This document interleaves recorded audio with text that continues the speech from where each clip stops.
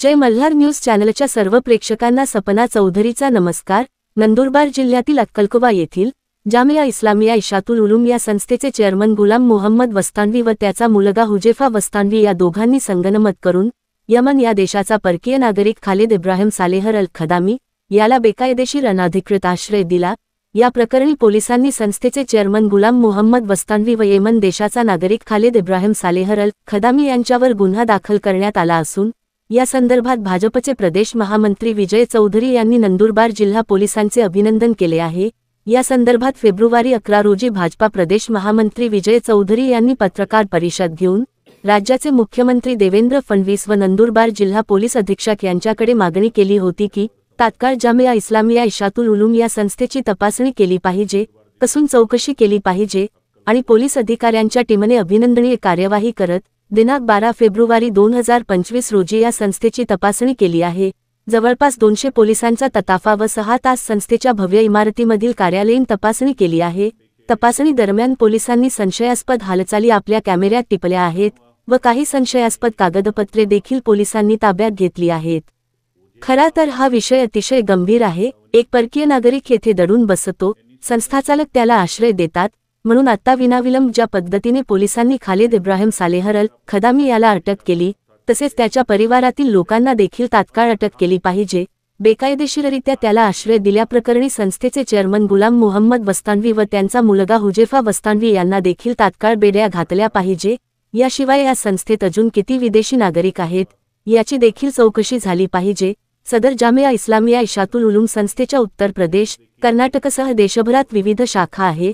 त्या ठिकाणी छापे घालून अशी किती विदेशी, पाकिस्तानी, बांगलादेशी नागरिक बेकायदेशीर राहत आहेत त्याची तात्काळ चौकशी झाली पाहिजे।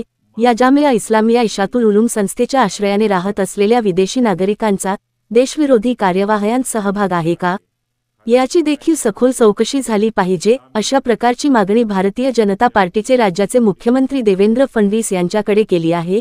खरे तर ही जामिया इस्लामिया इशातुल उलूम संस्था स्थापन झाल्यापासून आत्तापर्यंत या संस्थेला अब्जावधी रुपयांचा आलेला निधी तो कसा येतो, तो कुठून येतो, तो कोणकोणत्या मुस्लिम राष्ट्राकडून येतो किंवा पाकिस्तान, बांगलादेशाकडून येतो का याची देखील सखोल चौकशी झाली पाहिजे। प्राप्त माहितीनुसार या संस्थेला येणारा फंड शैक्षणिक कामासाठी दिला जातो असे म्हटले जाते, हे खरे आहे का याची देखील चौकशी केली पाहिजे। याशिवाय या संस्थेला मिळणारा निधीचा गैरवापर सुरू आहे। आमच्या देशात, आमच्या भारतात या जामिया इस्लामिया इशातुल उलूम संस्थेचे चेअरमन गुलाम मोहम्मद वस्तानवी हे देशभरामध्ये मोठ्या प्रमाणात मशिदी बांधण्यासाठी करोडो रुपयांची फंडिंग करतात। यांच्या फंडिंगमुळे भारतात ठिकठिकाणी मशिदी उभ्या राहिल्या। बहुतांश ठिकाणी धार्मिक तेढ जेव्हा निर्माण होतो त्याप्रसंगी अशा प्रकारच्या मशिदीमधून नमाज अदा केल्यानंतर त्या मशिदीचे मौलाना, मौलवी प्रक्षोभ विधान करीत असतात, चिथावणीखोर भाषण देत असतात, त्यामुळे दंगली उसळत असतात, निर्दोष हिंदू बांधवांच्या सरेआम कत्तली होत असतात। त्यामुळे अशा पद्धतीने मशिदींना गुलाम मोहम्मद वस्तानवी हे आर्थिक पुरवठा करतात आणि त्या मशिदीतून हिंदू विरोधी कार्यवाह्या केल्या जातात। ही देखील अतिशय गंभीर बाब आहे। या जामिया इस्लामिया इशातुल उलूम संस्थेच्या मार्फत काश्मीर फुटीरवाद्यांना देखील फंडिंग होत असल्याचा भाजपा प्रदेश महामंत्री विजय चौधरी यांनी गंभीर आरोप केला आहे। याची देखील सखोल चौकशी झाली पाहिजे। या व्यतिरिक्त या जामिया इस्लामिया इशातुल उलूम संस्थेमध्ये असलेल्या परप्रांतीय विद्यार्थ्यांना स्थानिक मुस्लिम लोकांचे सिम कार्ड का दिले जातात। याशिवाय अक्कलकोवा येथील जामिया नगर, इरफान नगरामध्ये विधानसभा निवडणुकीच्या कालावधीत 2500 मुस्लिम नागरिकांचे मतदार यादीत नाव कसे आले, हे 2500 मुस्लिम नागरिक कुठले आहे, त्यांच्याकडे आधार, पॅन व रेशन कार्ड कुठून आले। याशिवाय अक्कलकोव्यामध्ये मोठ्या प्रमाणात परकीय देशाचे नागरिक आहेत याची देखील चौकशी झाली पाहिजे। तसेच या जामिया इस्लामिया इशातुल उलूम संस्थेत आलेल्या विद्यार्थ्यांना कराटे व कुंफूचे प्रशिक्षण देण्याचे प्रयोजन काय आहे। याशिवाय 2019 ते 2014 या कालावधीत नंदुरबार जिल्ह्यात मोठ्या प्रमाणात एनजीओ संस्था रजिस्टर करण्यात आल्या। या संस्था रजिस्टर करताना केवळ भारतामध्ये दुही निर्माण करण्याचा हेतू आहे। फुटीरवादी व्यक्तींना बळ देण्यासाठी या संस्था रजिस्ट्रेशन करण्यात आल्या। अशा एनजीओ संस्थांना भारताची प्रगती, भारताचा विकास आणि भारत विश्वगुरू होत आहे तो होऊ नये म्हणून भारत विरोधी उद्देश करणारा जॉर्ज सोरस या अमेरिकेच्या उद्योगपतीद्वारे अचानक स्थापन झालेल्या संस्थांना फंडिंग करण्यात आली का याची सखोल चौकशी व्हावी अशी मागणी राज्याचे मुख्यमंत्री देवेंद्र फडणवीस व नंदुरबार जिल्हा पोलीस अधीक्षक यांच्याकडे प्रदेश महामंत्री विजय चौधरी यांनी केली आहे।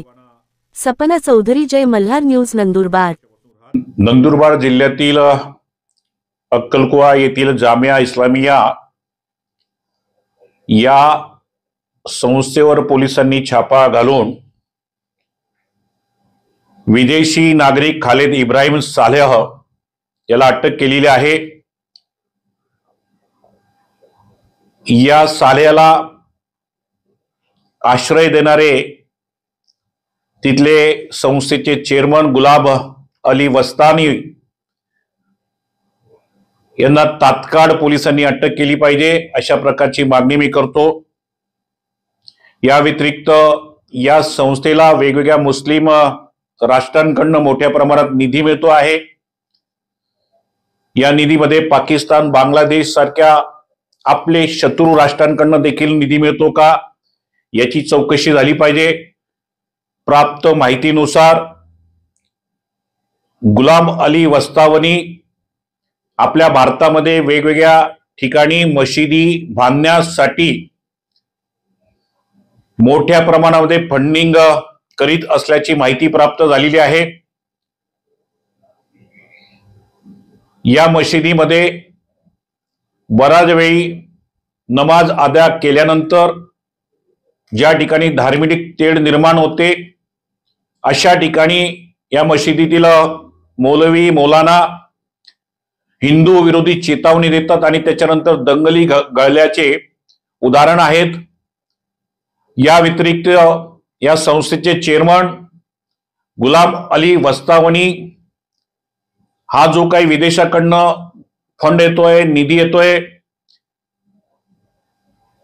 हे काश्मीरमधील फुटीरवाद्यांना प्रोत्साहन देण्यासाठी, देशविघातक कृत्य करण्यासाठी निधी देतात का असा देखील प्रश्न उपस्थित झालाय आणि त्याची देखील चौकशी झाली पाहिजे। याचबरोबर 2014 नंतर विशेषतः 2019 ते 2024 या कालावधीमध्ये नंदुरबार जिल्ह्यामध्ये वेगवेगळ्या NGO संस्था रजिस्ट्रेशन करण्यात आल्यात। या संस्थांना कोणी फंड दिला, त्यांनी कुठल्या कुठल्या प्रकारचं कार्य केलं, त्यांचं या संस्थांचं देशविघातक कृत्यामध्ये सहभाग आहे का याची देखील या ठिकाणी चौकशी झाली पाहिजे अशा प्रकारची माझी मागणी आहे।